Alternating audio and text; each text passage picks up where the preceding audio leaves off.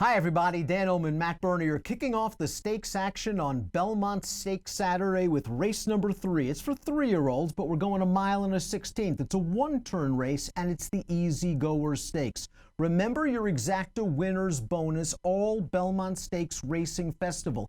Any race at Belmont, Thursday through Saturday, you get a 10% exacta winners bonus if you play with your DRF Bets mobile account. Bets.drf.com is where you go for all the details. Let's throw up the field for the Easy Goer, and it's been 30 years, Matt, since Easy Goer upended Sunday Silence's bid for the Triple Crown. And I remember you and I were standing in the Belmont paddock prior to Tonalist taking down California Chrome's bid for the Triple Crown. And I said, I remember when I was here for Easy Goer's Belmont, and the electricity was in the air, and you said, I wasn't even born yet. Yeah, I was going to say I was just a few months away, so I didn't intentionally date you when we were discussing that, but yeah, unfortunately, that's just the way that it came out. Look, I think it's a great race named after a great New York horse, based horse anyway. I don't know that we have any easy goers in this field.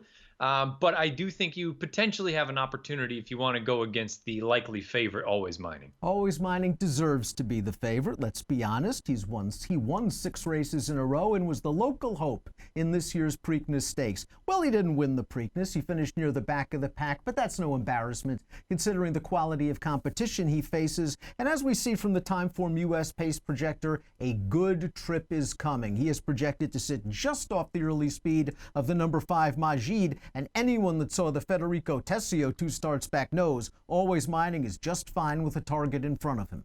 Yeah, very comfortable. That run 2 starts back, sat off of a target, was very, very kind, relaxed nicely, and then went on with it and just put the boots to that field. I think it depends on where you fall as far as Always Mining is concerned as a handicapper. Do you look at it and say, against inferior company, he can just go out there and absolutely destroy a field? Or do you look at it and say, you know what, the Preakness, a little bit of a lofty goal, a little bit maybe over his head at this point in his career, and now he's going to come back to a more reasonable level. I guess for me, it really just boils down to price. If he's the 6-5 on the morning line, I'm going to take a shot against him. If for some reason he went off in that 2 or 3 to 1 range, I could understand making a case for him. As for the number 5 Maajid, who is expected to make the lead in a blue bar scenario, which according to Timeform US means that the race will favor horses on or near the early lead. Maajid's been very sharp since being turned over to Rudy Rodriguez. He's won 3 races in a row in either pace pressing or gate to wire fashion. Last time out, it was kind of a short field at Belmont. He was a big price. He didn't break well. They let him get to the lead down towards the inside.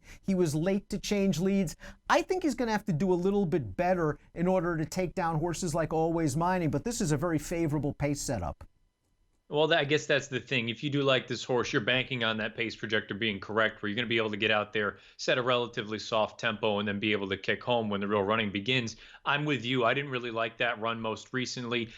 He himself, yeah, sure, there's some mechanical things that I don't love, but that field that he beat so far has come back a little bit subpar. The runner-up, who he was only a length and change ahead of, he came back and earned a 75 next out. I think Maajid's facing much better horses this time around. It's possible we've seen Always Mining's best race already. I'm not sure that's the case with the number 4 Outshine, the second choice on the morning line, a very expensive yearling by Malibu Moon, trained by Todd Pletcher. He was second in the Tampa Bay Derby behind Tacitus 2 starts back, and he was part of that whole scrum going into the first turn in the Wood Memorial. I was going to say, you're supposed to just draw a line through the wood. That's not a representative effort. If you go back to that Tampa Bay Derby, he probably deserves to be favored in a spot like this, given the company that he ran against and the way that he performed. There was a moment at about the 8th pole, it looked like he was going to go on and win for fun. And then Tacitus, who again had a very, very beautiful trip that day, was able to weave through on the inside and go and get the job done. I'm not sure what Outshine's game ultimately is going to be. I don't know if he's going to be a one-turn horse or if longer is going to be to his benefit. What I do know is if you believe that run from Tampa 2 starts back, he fits in here very, very well.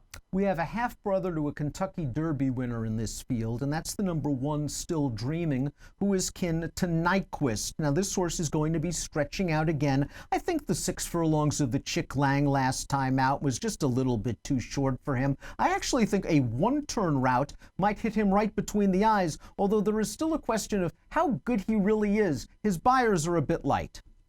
Yeah, that's the problem for me. This was a horse I gave a look to in that Sam F. Davis going way back, his first time going out to 2 turns. I didn't think he did any running that day. And I think the question still remains about how good is he actually, as you alluded to. The only times they've really tested him, he just has not passed it. And I have a hard time imagining that it's going to be Saturday that all of a sudden he puts it all together. But look, it's a short field, and I suppose you can poke some holes in some of the shorter prices. Formulator fact for a nice priced horse. This is the 3 Grumps Little Tots, who goes out for the high percentage Jason Service Barn. Over the past 4 years, with 3-year-old dirt routers returning off a 2 to 4 month layoff, 58% winners and almost a $4 ROI. Another horse that was adversely affected in the wood, and his prior effort, a 1-turn mile at Aqueduct, yielded a very nice buyer speed figure.